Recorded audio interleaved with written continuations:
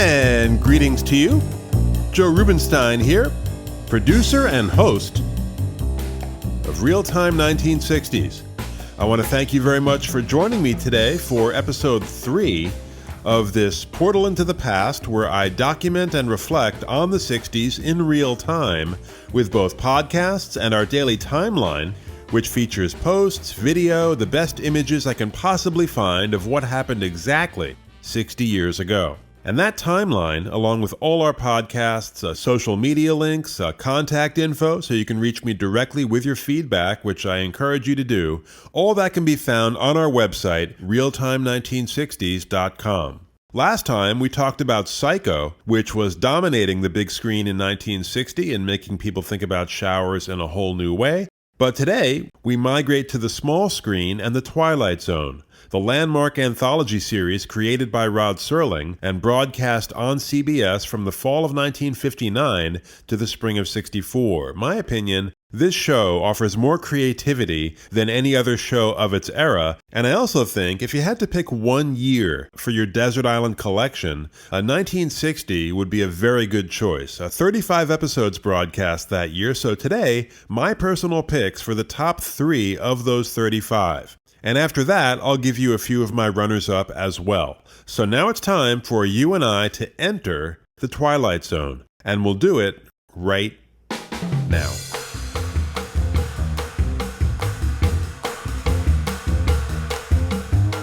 You know, one of the many pleasures of reviewing this show is spotting actors who would soon become household names. Charles Bronson, William Shatner, Dennis Hopper.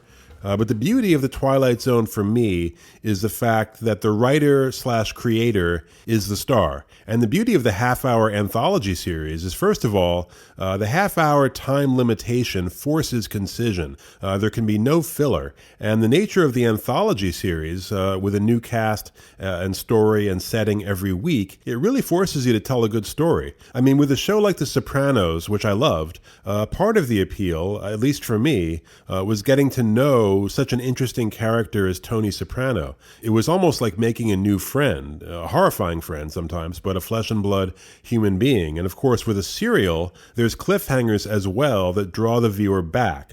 But no recurring characters and no cliffhangers to fall back on for the Twilight Zone. Each episode is a standalone story that ends for good after 25 minutes. And one of the reasons that Serling gravitated to the sci-fi fantasy subject matter, which he'd done some of in his earlier work, but was not his primary focus. Now, The Twilight Zone was his first series, but if you look at his two most prominent one-off productions prior to that, neither are science fiction. The first, his critical breakthrough called Patterns, was presented in 1955 as part of an anthology series called Kraft Television Theater, and that dealt with the cutthroat world of big business in New York. Doesn't hold up that well for me, but Serling got the first of his 6 Emmys for dramatic writing for Patterns, and then Requiem for a Heavyweight was presented on Playhouse 90 the following year, and then was later made into a feature film in 1962 with Anthony Quinn, Jackie Gleason, and a cameo by a very young Cassius Clay, as he was then known, who appears as Quinn's opponent in a boxing match at the very beginning. He throws his signature lightning-fast punches directly at the audience, but the TV version with Jack Palance and Keenan Wynn was also well received. A different kind of expose, I guess, that helped shine a light on the issue of brain damage among boxers. But Serling, in those early years as a pure writer and not a producer, so with no real control, often found himself frustrated by the censorship of the era, which could be extreme. I mean, this was an era, the 1950s, when you couldn't show a married couple on TV sharing the same bed. They always had 2 twin beds separated by a night table, and on I Love Lucy, when Lucille Ball's real-life pregnancy was written into the storyline, they couldn't use the word pregnant. They had to say expecting. So with Serling, often it was trivial. Like when he had a character in one of his teleplays light a match, they said, no, you have to change that because the sponsor sells lighters. And then a different sponsor, the Ford Motor Company, demanded that the Chrysler building be removed from a shot of the New York skyline. Stupid, but trivial.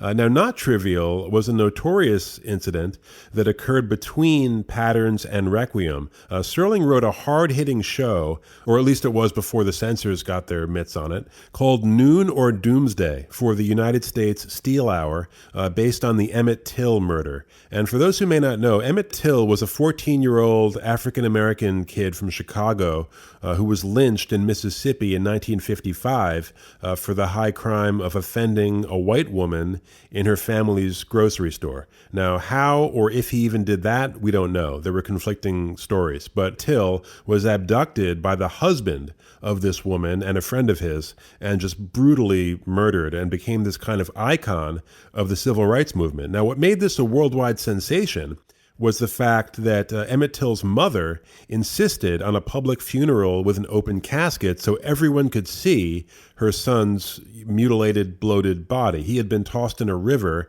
after being beaten and shot in the head. And so the horribly disfigured corpse of Emmett Till was photographed and printed in Jet magazine and elsewhere. And this photograph made international news. I mean, you can see the picture online. His face, it doesn't even look like a human face anymore. That's how bad it is. So Serling, and it wasn't just the murder that got him so agitated, but the total, the almost insolent lack of repentance that he saw from this Mississippi town where the lynching had occurred. There was this kind of sham trial, which was really the first major media event of the civil rights movement. This little town was like totally besieged by national reporters. But with an all-white jury, the murderers walked. And there were witnesses, by the way, to the abduction, and the two guys were ID'd. But the jury took a little over an hour to acquit. And one of them was quoted as saying, "If we hadn't stopped to drink soda pop, it wouldn't have taken that long." Okay, so this is what had Serling so grilled. And he wanted to dramatize it in a teleplay. Fictionalized, but true to the incident. But the Steel Hour sponsors were just so terrified of boycotts that first they made the ridiculous demand that the story be taken out of the South, okay? Which, that makes about as much sense as taking Schindler's List out of Europe, right? That's a deal breaker right there. But then, to add insult to injury, they demanded that the victim not even be black. They watered it down to just some random white foreigner in an unnamed town. So you can see how after that kind of frustration, the sci-fi landscape represented not a surrender into monster of the week, flying saucer escapism, but an avenue where Serling could pursue potentially controversial ideas indirectly. Which brings us to the focus of today's podcast, my top 3 episodes, the creme de la creme of 1960. And spoilers ahead. I tried to figure out a way to discuss these in depth without revealing the endings. It just was not possible. And I'll discuss these in the order in which they were aired. So the first is a season 1 episode written by Richard Matheson called A World of Difference. And Matheson is probably best known for his novel I Am Legend, about the survivor of a global pandemic, which has turned his fellow humans into vampires. So a sneak preview of 2020. And Matheson really established that post-apocalyptic genre. And the enormously gifted lead actor in A World of Difference is Howard Duff, whose film career started in the 40s with a couple of very good film noir, Brute Force, prison flick, and Naked City, both directed by Jules Dassin. But Duff's career, and Dassin's, were temporarily derailed by the blacklist. Duff, unlike Dassin, had never been a communist. Dassin had joined the party back in the 30s and left it in 1939 after Stalin signed that non-aggression pact with Hitler. But Duff certainly was a lefty, and he had attended a 1948 Hollywood dinner for Progressive Party presidential candidate Henry Wallace, who was also not a communist, but I guess was endorsed by the Communist Party. And certainly Duff's association with Jules Dassin did not help. And that was enough in those days to get you a one-way ticket from Hollywood to Siberia. But Duff was very fortunate in that his wife, Ida Lupino, who was a great actress and director in her own right, used her influence to kind of salvage his career. Now, the thing about Howard Duff, there's a phrase that I love from Hegel, the German philosopher, the tension of opposites. Now, Hegel used it more in a historical context, but it can be applied to the arts as well. And I thought of this phrase watching Howard Duff. He has a very masculine presence, but opposing that is his facial trademark, these kind of worried eyebrows that give him an intriguing touch of kind of forlorn vulnerability, which is perfect for this episode. So in the beginning, we see a spacious, unoccupied office, desk with 2 photographs, obviously the occupant's wife and daughter. And as we take the measure of this room, Serling, in that terrific kind of hard-boiled style of his, immediately sets up Matheson's theme, telling us that we are, quote, looking at a tableau of reality, things of substance, of physical material. These things exist and have dimension. And then in walks Howard Duff in a business suit, obviously his office, and Serling continues, quote, now, this is Arthur Curtis, age 36, who also is real. But in just a moment, we will see how thin a line separates that which we assume to be real with that manufactured inside of a mind. So then Arthur's assistant, Sally, enters, and they have this sort of mundane conversation about how he hasn't yet bought his daughter a birthday present, about some contracts she's been working on, about his plans for a trip to San Francisco with his wife the coming weekend. All of it completely plausible, completely undramatic, nothing special about it whatsoever, and yet Serling's intro has created a kind of worm of uneasiness as we watch this unremarkable exchange. That word tableau, implying that what we're seeing has somehow been arranged or fabricated, So Arthur enters a separate section of the office to make a phone call, but the line is dead. So he turns his back, starts to walk away from us, and then we hear this kind of irritating and irritated male voice say, cut. At which point the camera, which has been stable to that point, immediately becomes shaky. They must have lifted it off the tripod. It's a subtle but very effective indicator that we are now kind of off the rails. So Arthur turns around with those worried eyebrows, and we see that there's a large film crew behind him, kind of staring him down with these merciless eyes. And so it's not an office anymore. It's part of a soundstage. And the director starts speaking to him, not as businessman Arthur Curtis, but as actor Gerald Reagan. And so from here to just about the end of the episode, everyone he deals with has an unshakable belief that he is this Gerald Reagan. And for his part, he never wavers from his belief that he is Arthur Curtis. So for the viewer, kind of a problem. Right? I mean, he appears confused, obviously, but he's not confused about his identity. His confusion stems from this Kafkaesque situation of being recognized as someone he is not. So the task of the viewer, which proves to be a very engaging task, is to decide if this man is A, Arthur Curtis, suffering some sort of transient hallucinatory episode, maybe somebody spiked his coffee with LSD, or B, he's an actor whose fragile identity has been completely subsumed by a fictional role. Now, I have my own answer to that question, which I'll reveal later, but for the rest of the episode, this man, who I'll refer to as Arthur, tries to prove to his director, to his agent, to Mrs. Reagan, who he is apparently divorcing but fails to recognize, that he is Arthur Curtis. And it's significant that these people are all pretty unpleasant. The movie people are disrespectful. His wife obviously hates his guts and keeps begging him to sign a divorce agreement, which he refuses to do on the grounds that he's not Gerald Reagan. I mean, in their eyes, he's a somewhat pitiful actor with a drinking problem whose star power is rapidly waning and who seems to be having some sort of self-willed psychotic episode. And the viewer, you can't help but notice that the evidence is stacking up heavily for the anti-Arthur forces. He drives Mrs. Reagan to a home home that he claims is his, but it's not there.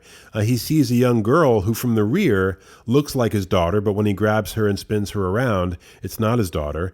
He calls information for the phone number of the firm where he works or claims to work, no listing. So in true Kafka fashion, Arthur continues to flunk all of his own tests. So finally, the agent says that, in light of this nervous breakdown, the production of the film will now be halted permanently.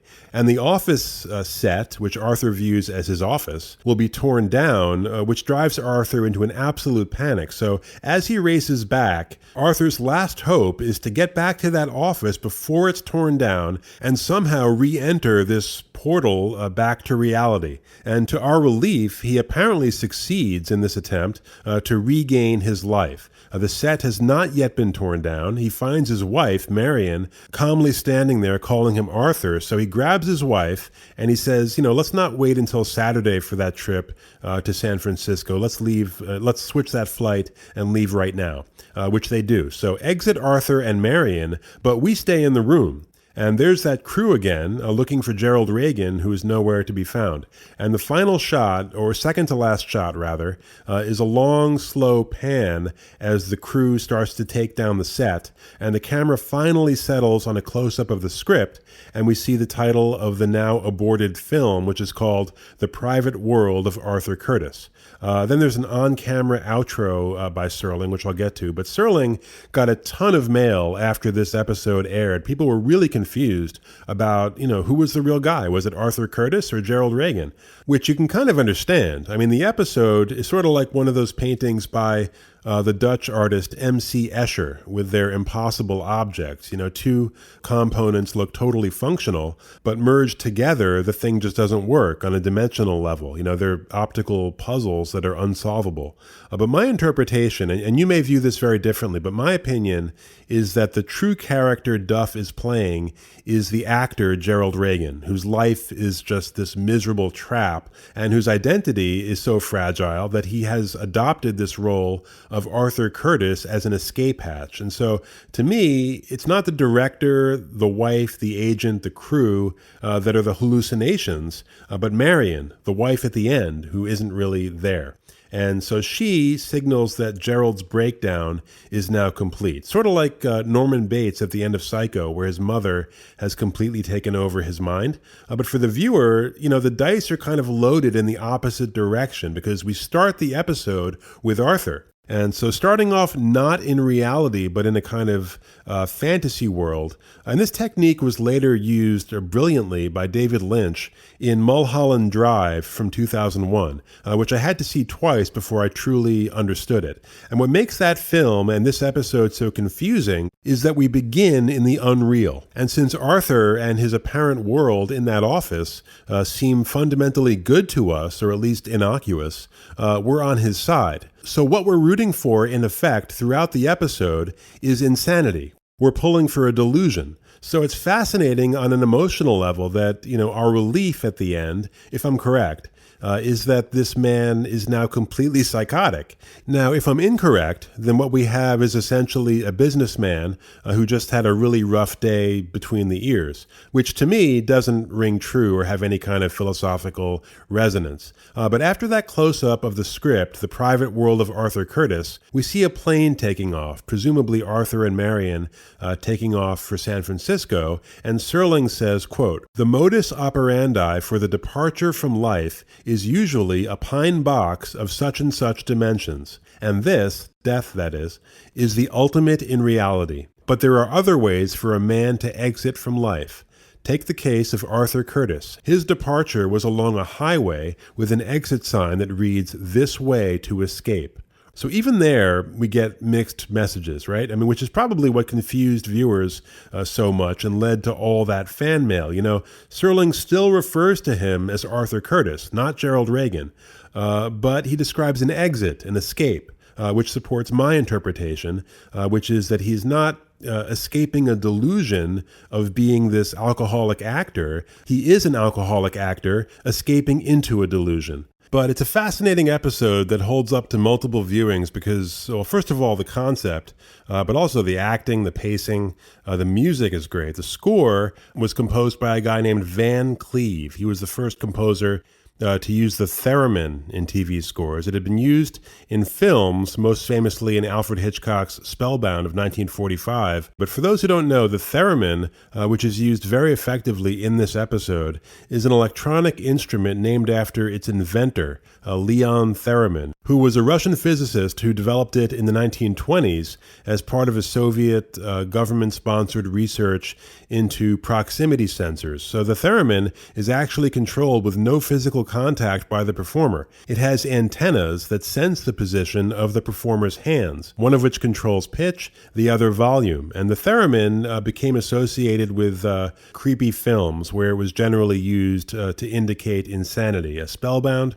It was also used that same year, 1945, in The Lost Weekend, about a mentally deteriorating alcoholic who suffers hallucinations. So the music, too, adds to the atmosphere of this episode, which, you know, sometimes on the Twilight Zone, you're presented with a typical kind of surreal situation. For example, the series premiere, which is called Where Is Everybody? You have an amnesiac man wandering around a seemingly abandoned town, and the scenario just doesn't really develop. You know, it's kind of hammered into the ground to the point where you're just like, okay, just pull out the rug, give me the twist. But here, you're really on the edge of your seat because it's genuinely unclear just what the hell is going on. But certainly a first-rate episode.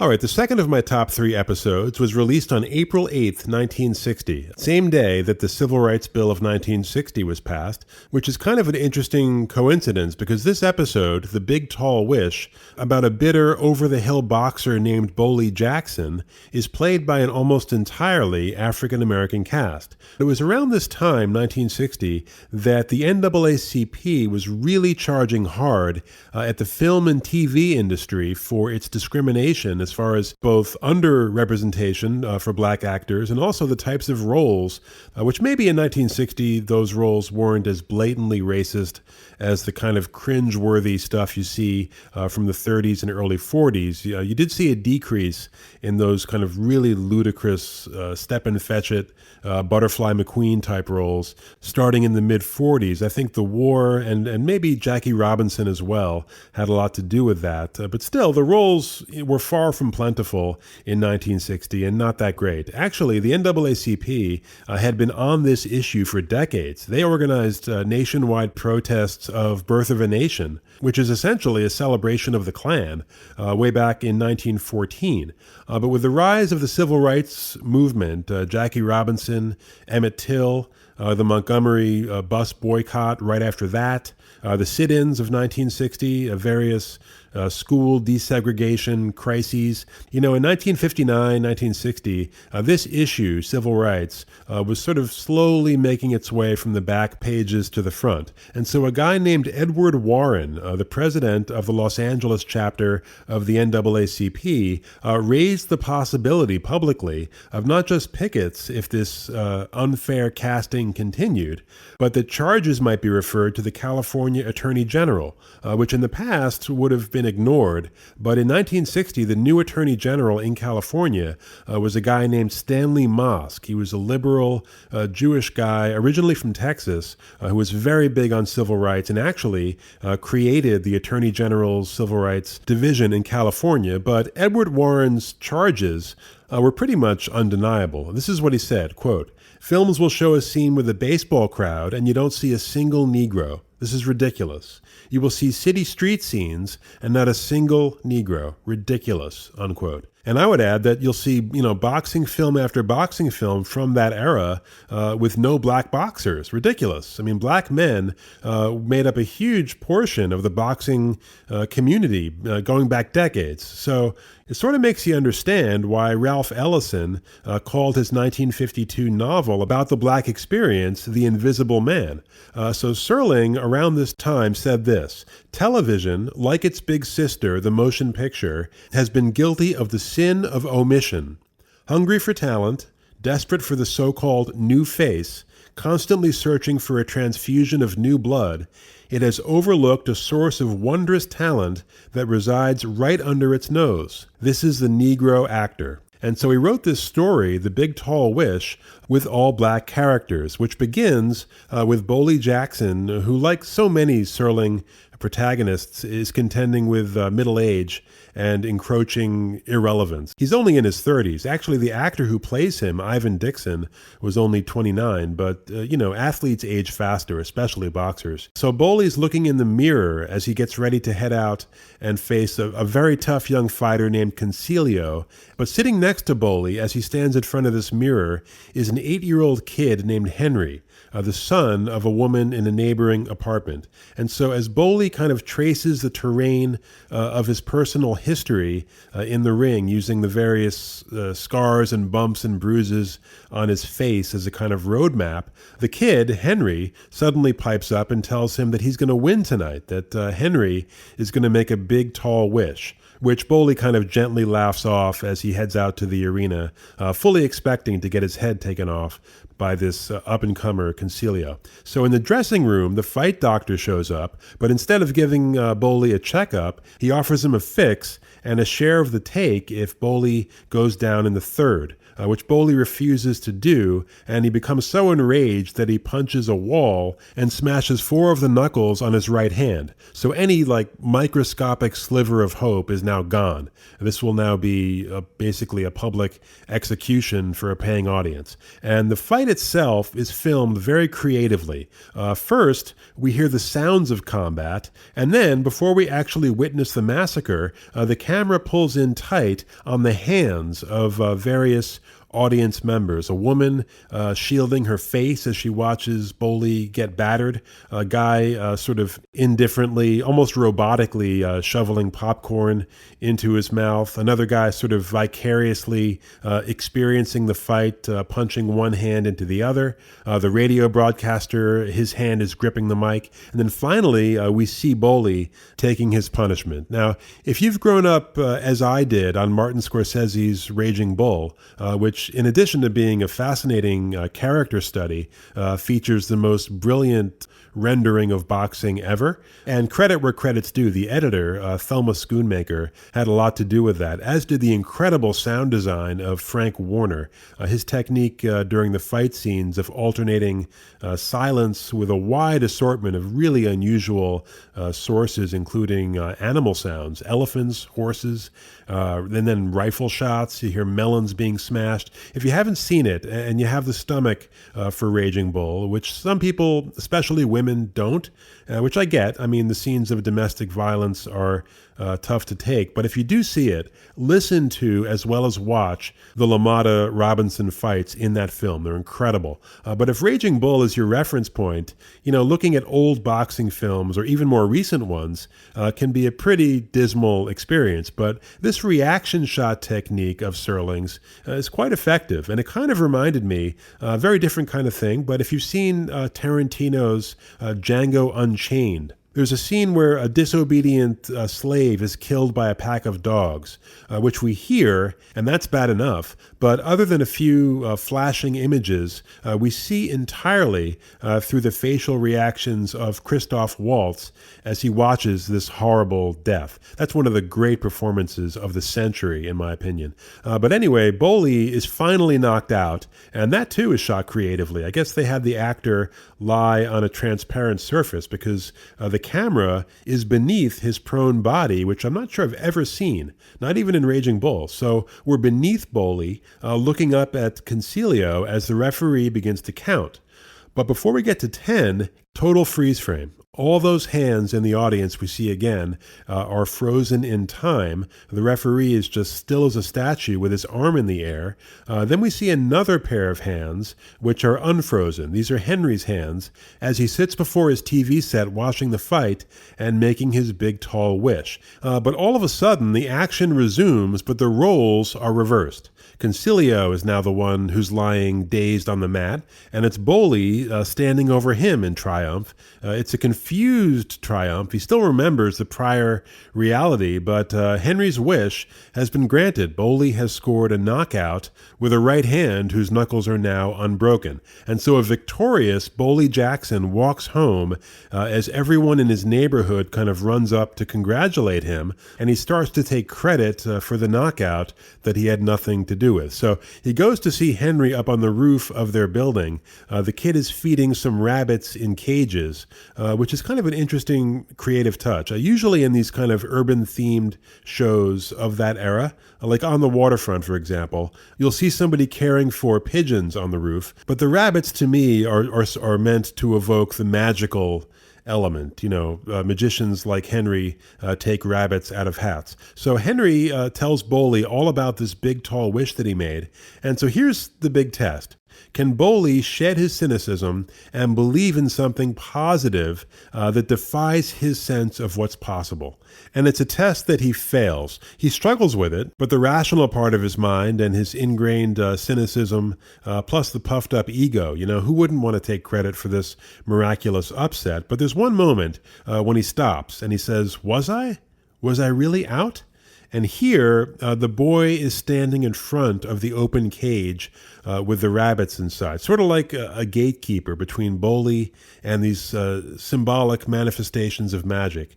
And Henry nods quietly, yes, you were out. But Boley says, nobody remembers it. I thought it happened, but it didn't. And then he makes a great little speech. It's the best writing in the entire episode. It's not cruel, but it's full of pain and kind of dashed hopes when he says, in effect, no, I can't believe in magic anymore. It's a cruel world of cement and heartache and scars. And this is one of the spots where I did detect a kind of racial subtext. He says to Henry as the kid starts to cry, quote, somebody's got to take you by the hair and rub your face in the world, so you get a taste and feel for the way things are. But Henry keeps objecting, saying that the magic won't work if you don't believe. But Boley he's not capable. So bam, we're back in the ring prior to that freeze frame, and this time Boley is on the mat again and he gets counted out for good. So the fruits of that big tall wish have evaporated. And on his second walk home, this time the people turn their backs on him. And what I like about how Ivan Dixon played this scene, and probably directed this way, the obvious play after this defeat would be to walk home with slumped shoulders, kind of dejected. But he actually looks more comfortable having lost. It's like his worldview has been confirmed, whereas before, he looked kind of uncomfortable having won, which is a brilliant commentary on defeatism, how defeat can become not just a self-fulfilling prophecy, but a habit, a kind of warm bath of failure where nothing is expected of you. You're a loser, so the pressure's off. So he actually smiles as he walks home this second time, but it's a complicated smile. It's a smile that says, yes, everything is in its right place. I lost, as predicted. So his second reunion with Henry takes place not on the roof, but in Henry's apartment. The kid is in bed and sad. Not so much that Boley lost, but sad that he refused to believe. And there's a kind of isolation about Henry. He's now the only person in the world who knows about this bizarre kind of self-willed reversal of fortune. But there's a very touching line here where he says to Boley, you looked like a real tiger in there, even so. And the two of them are still friends, make plans to go to a hockey game the next day. So that magic still exists, that bond between the two of them. But then Henry says quietly, from now on, I won't make any more wishes. There's no such thing as magic. Which after what you've just seen hits you like a quiet sledgehammer. So writing, directing, acting, all top-notch. The music by Jerry Goldsmith, really good choices. Just as the theremin evoked Jerry Reagan's encroaching insanity, here the harmonica is employed as a kind of nod to the blues and the racial environment. And there's two ways of looking at this episode from a racial perspective. One is that it's not about race at all. It's about idealism or the lack thereof, period. We've become so race conscious that it's become a kind of cultural reflex anytime you see a black role to interpret it through that lens. which you could argue is a different kind of racism. I mean, different from what the NAACP objected to. Not as bad, I guess, but a racial limitation all the same. You know, you're putting somebody in a box, after all, because of the color of their skin, by interpreting everything they do as a commentary on race. So I do think that's a valid perspective in general, with which I'm normally quite sympathetic, but given the era in which this episode was filmed, just when the civil rights movement was gathering that full head of steam, I couldn't help detecting a subtext here, especially seeing that switch, you know, from the white fighter standing over the black fighter, and then its reversal. It's a very potent visual image. And as I was watching it, and Bowley's first triumphant walk home, that phrase, "I have a dream," from Martin Luther King, just kind of popped in my head. Now, that speech was delivered in August of 1963, so about 2.5 years after this episode aired. Although actually, I learned this recently, that speech was partially derived from earlier speeches by King. One of them delivered in 1960 to the NAACP called The Negro and the American Dream. And he actually used that refrain, "I have a dream," in sermons and speeches prior to the March on Washington. You know, there's a performative element to those charismatic preachers, and in a sense, they work on and develop material in front of an audience, just like musicians or comedians do. But seeing this magical transformation in Bowley's fortunes, I thought about that phrase, "I have a dream," and about the bedrock of belief, of faith, whatever you want to call it, that provides the foundation for that enormously influential speech that we all still watch today. You know, obviously various Supreme Court decisions and legislation in the mid-'60s had a major impact. But you can't tell me that King, you know, didn't help pave the way for all that with his charismatic advocacy. And how much of an impact would he have had without his ability to wish or to believe or to dream of a better future, right? Not a whole lot.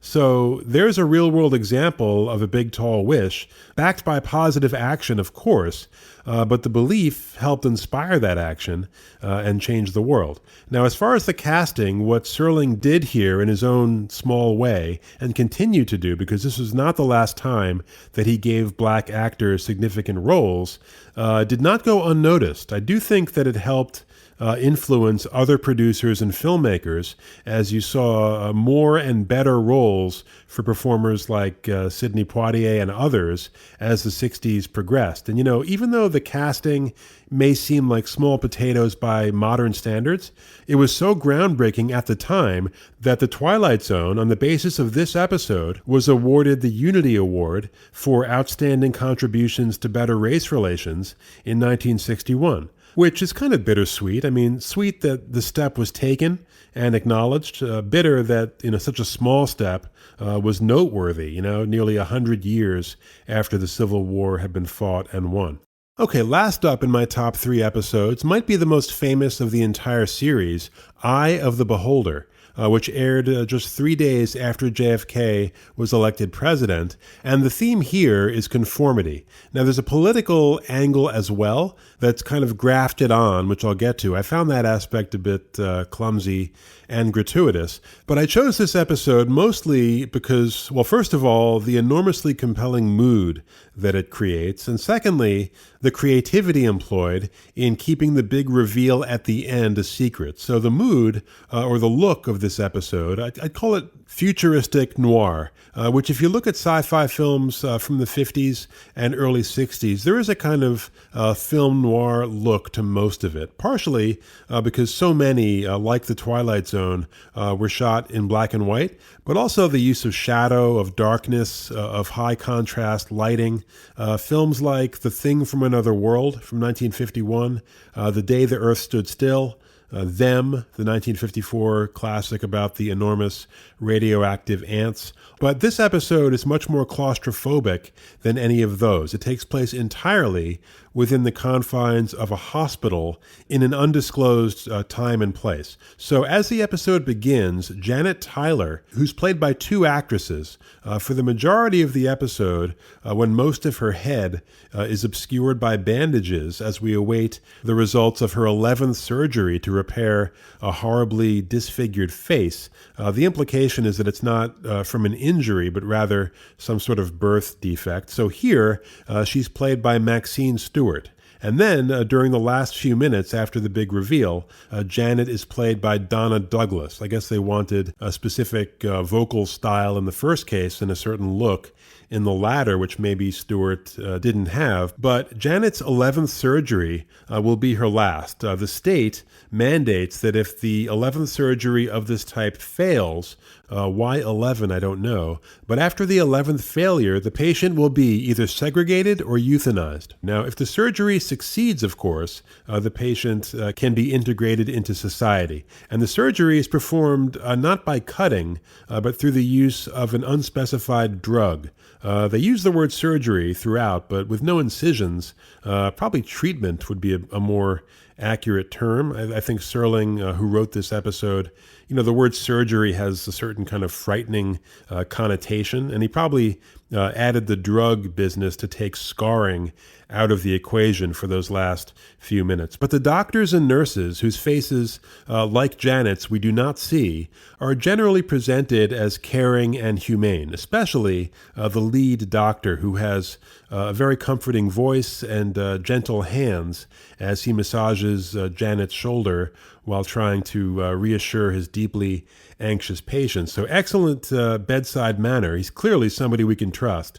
But in sharp contrast to the warmth and competence of the doctor, Janet, both her voice and her physical movements in the hospital bed, a little grating on the eyes and ears. The face is obscured, as I said, but the hands are constantly moving in this kind of flailing, slightly uncoordinated way, sometimes taking on claw-like formations.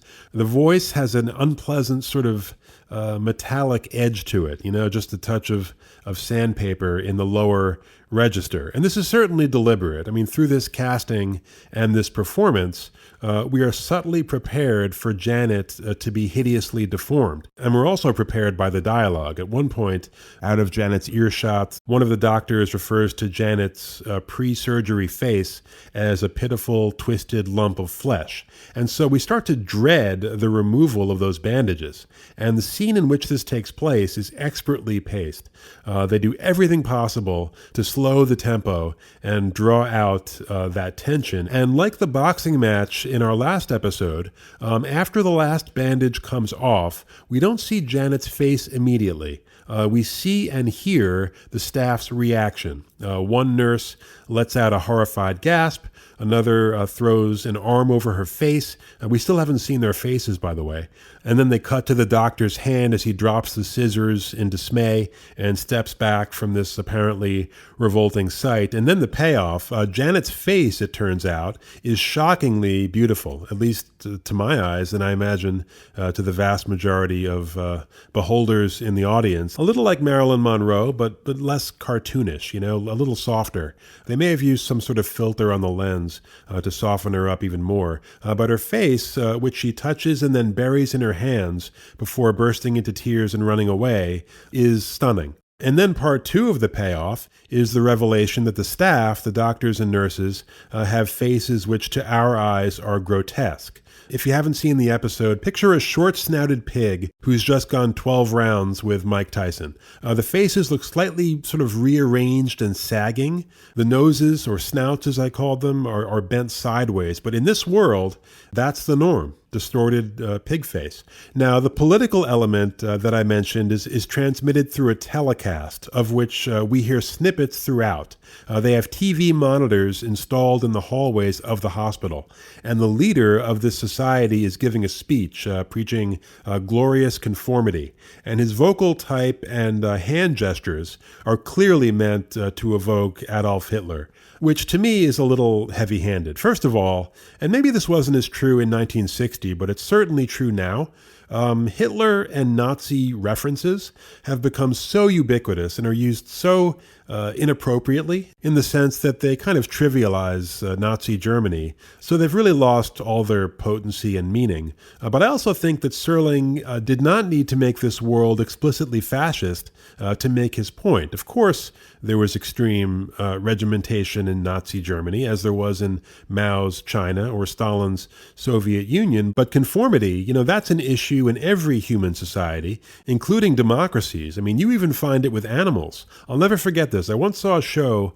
on BBC about African wildlife, and there was this Thompson gazelle that had been born albino. The Thompson gazelle is normally reddish-brown with a white belly, but this one was all white. And so this little albino gazelle was forcibly rejected by the herd. When he tried to join or tried to feed, they would physically bully him away. And they didn't show it, but, in these cases, the narrator said that the isolated animal either starves or gets bumped off by a leopard or something. But you see things on some of those shows that are worse than like any horror movie. There was one that showed a Cape buffalo. I'll never forget this.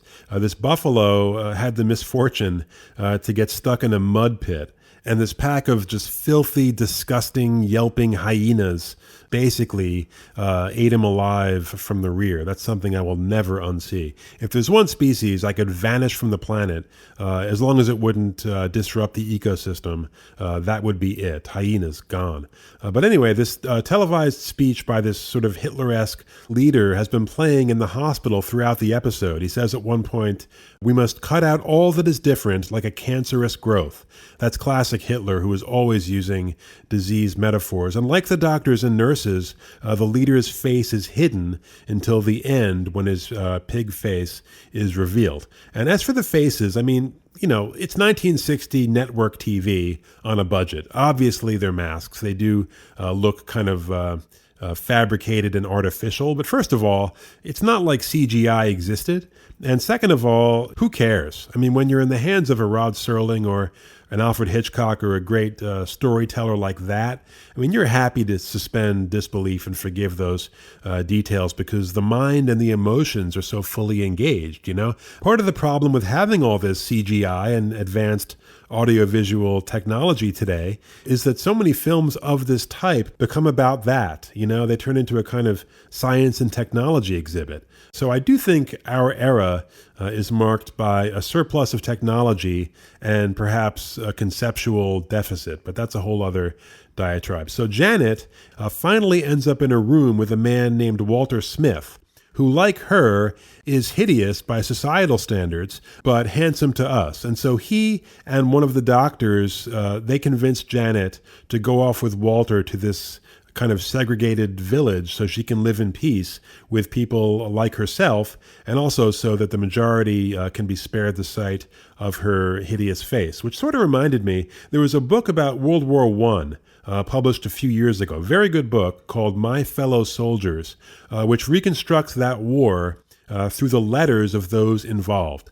And there's a section at the end that describes President Wilson's visit after the armistice to a U.S. military hospital in France that had a special section called, innocuously enough, the jaw ward. And the patients in that ward had had portions of their faces blown off, just horribly disfigured. Even like hardened doctors and nurses dreaded their rotations in the jaw ward. And so Wilson, to his credit, flawed president for sure, but certainly no warmonger. I mean, his campaign slogan in 1916 was "He kept us out of war." But he'd been the one to declare war and bore that burden. So Wilson spent an entire day in the jaw ward with each and every patient on an individual basis. The few that could speak he listened to, sometimes with great difficulty, and the others he just sat with. And at the end of that day, according to the nurse who wrote this letter about it, he emerged just like pale as a ghost. But they did have special societies or villages back then where such patients could live amongst themselves themselves, very similar to Eye of the Beholder. Now, how they felt about that, I don't know. I'm sure it was mixed. And how we're supposed to feel at the end as Janet and Walter walk off together and the hospital staff kind of looks on in pity, that's an open question as well. She won't be euthanized, and she does have companionship, which is good. But, how will she view herself going forward? Can she shed that self-hatred, that sense of being a freak? This we don't know. There's a touching moment just before they go off together where Janet asks Walter with such pain in her voice, why do we have to look like this? And I mentioned earlier the tension of opposites. Her physical beauty adds a whole other level to that line delivery. But the effectiveness of this last segment is really set up well by the skill in hiding the staff's faces for the first 20 minutes. I wouldn't be surprised if original viewers did not really register that the faces were obscured. I mean, they do it, first of all, with interesting camera movement that captures our attention, wonderful acting with the hands, the use of that noir shadow and darkness that I mentioned. That style is very conducive to concealment. And then other creative touches like zooming in on a pack of cigarettes and having that simple activity of a nurse, removing a cigarette, handing it to the doctor, lighting it for him to keep our eyes busy so we don't miss the faces as much. I mean, that was an especially good choice, I thought. Impossible today, obviously, in our non-smoking culture. I mean, film directors, just on a professional level, must have been really bummed out with the decline of smoking culture. I mean, think of how many scenes in old movies and TV shows were visually enriched by the various activities surrounding smoking. I mean, it's a great development health-wise, don't get me wrong. And Serling was a very heavy smoker, even by contemporary standards, and it killed him. He was dead at the age of 50. But that association, when you see that cigarette being lit for the doctor, even though you don't see his face as he smokes it, the camera's behind him and the nurse's head is out of the frame, it still creates this subliminal image in your mind of a cigarette being smoked in a normal mouth in a normal face. You've seen it literally thousands of times. So this is another way of reinforcing the false impression of normality. So again, great episode that, unlike some other great ones, was seen as such immediately. The Twilight Zone won an Emmy Award for Outstanding Writing Achievement in Drama for Season 2, and this is the episode that Serling submitted for the jury's consideration. So clearly, Serling knew what he had here, and it remains, as I said, the most famous and highly rated episode of the entire series, although in my opinion, the other two we discussed, especially A World of Difference, are just as good. So if you haven't seen these 3 episodes, and I haven't completely ruined them for you, you can stream them on either Netflix or Hulu. Now, my runners-up from 1960, I had 4, all from Season 1. So first of all, Nightmare as a Child, about a woman well played by Janice Rule, she's always good, who has repressed a childhood trauma, the details of which are brought to the surface with the aid of a very strange young girl. Then A Stop at Willoughby is about a desperately unhappy advertising executive who slips off his commuter train into a comparatively innocent 19th century America. The Last Flight also deals with time travel. It's about a British fighter pilot in 1917 who flies into a cloud and then lands on an American airbase in 1960. And finally, The Hitchhiker, about a troubled woman played well by Inger Stevens, a Swedish actress. You see her a lot in films from the 60s. Her specialty was fragile characters, which unfortunately she was in real life. She committed suicide in 1970. But in The Hitchhiker, she's driving west cross-country, but no matter how fast she goes, she's haunted by this omnipresent, sort of bedraggled hitchhiker. But the hitchhiker is really good, really creepy, and frequently listed among the series' very best. A quick look at our next episode right after this. Your feedback is important to us. On Twitter, @Realtime1960s, on our Facebook page, or you can email the program, realtime1960s@gmail.com. Really, however you'd like to engage with us, we love engaging with you. And if you'd like to join our family and help us continue to bring you great content, please go to patreon.com/realtime1960s and subscribe. Coming up on episode 4 of Real Time 1960s, Election 1960 Part 2, as we examine the latter stages of that contest between John F. Kennedy and Richard M. Nixon. We'll cover the great debates and the many ups and downs of one of the most dramatic elections in U.S. history. And we'll do it with David Petrusha, author of an outstanding book called 1960, LBJ versus JFK versus Nixon, the epic campaign that forged 3 presidencies. So that'll be a fascinating discussion. Don't forget to visit us at realtime1960s.com for our timeline, each and every podcast, links to social media, how to reach us directly, everything you need to know about this portal into the past that we are creating. Thanks so much for joining us. Take care, and I'll see you soon.